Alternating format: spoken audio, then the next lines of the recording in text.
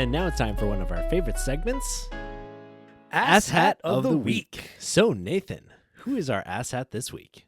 Well, Michael, this is a surprise for you because we actually changed it before the show. But I think that we need to have a conversation about this. We absolutely need to have a conversation about this thing that happened recently. And we need to point at this individual and chastise them and also somewhat laugh for how stupid they are and horrible they are and how horrible they've become. It is late night comedian Bill Maher. Oh, yeah. Nice. Billy Maher, come on down. I am so happy we're doing this.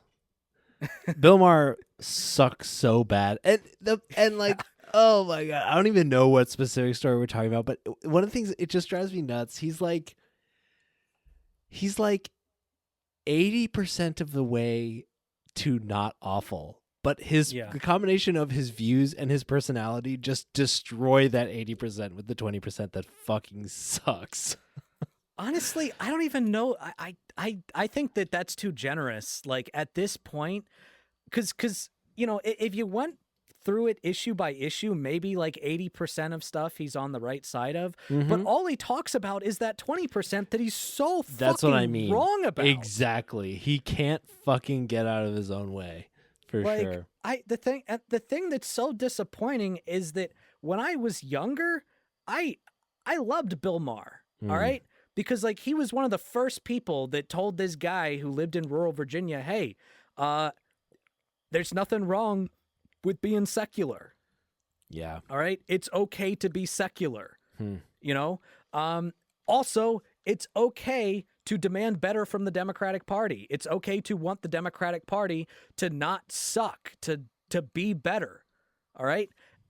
And somehow he has just had this major fall from grace where every other segment, it's, you know, oh, if you don't support bombing babies, then you're pro-terrorism, or, you know, if you think trans people are people, then you have the woke mind virus or some bullshit. Like, and this latest thing, so he recently did a visit to the White House in which he actually sat down with Trump, which, by the way, he and Trump have supposedly been at odds for a long time. Like, even as he has continued to fucking suck, the one thing that he's been consistent about is basically saying, like, yeah, I'm anti-Trump. I hate Trump. Trump sucks. He's terrible. But now he basically sat down to do this book report after his meeting with Trump, and he basically said, yeah, it went really well. He was really polite the entire time. And the person that I met is not the person that I'm constantly seeing on TV. And it's nice to know that there is actually a reasonable person in there that exists.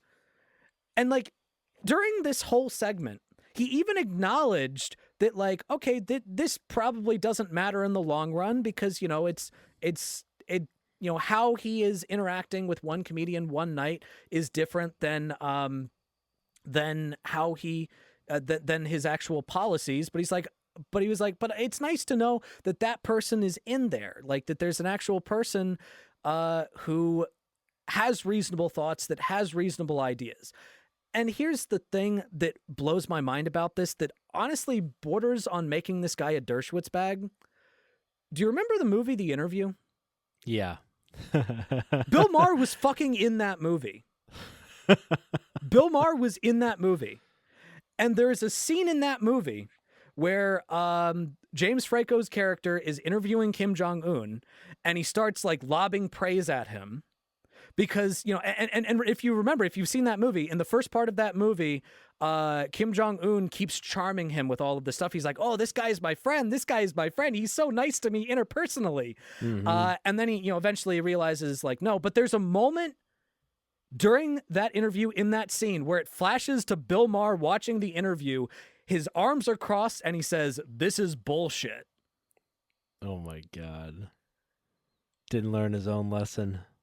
Oh my, and just the fact that he doesn't realize what fucking happened is amazing. Yeah. Dude. And the fact that you would be face to face with Trump, you're like a public person, right? You have a platform, you have a persona, you have at least theoretically some, you know, courage. getting out there, talking to people publicly, and the fact that you would be face to face with Trump and not have the courage to like have a conflict of any kind, to just the fact that he even let the conversation go well, I think is so disappointing. The fact, because if it went well, it means you didn't do anything to rock the boat, despite all the shit that this guy's pulling. Yeah. Now, he did say there were some moments in which he expressed like disagreement over certain things with Trump. And he said, like, Trump, you know, didn't get all pissy. He was reasonable and he listens to me. It's like, okay, keep pushing that though, because here's one of the things he said afterwards, that this is the thing that really gets me, and this is the thing that really shows you that Bill Maher views politics as a game. He doesn't view it as like policies that actually affect people's lives. He views this as a fucking game.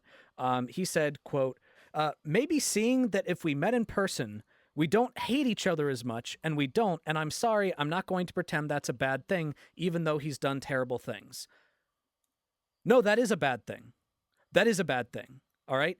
This is not your run-of-the-mill, you know, dude that you have a few disagreements with. This is a guy that is disappearing people for thought crimes. He is having ICE basically function as his Gestapo to round up people without due process and kidnap them and human traffic them to a torture camp in El Salvador, who is now talking about sending American citizens there, again, without due process.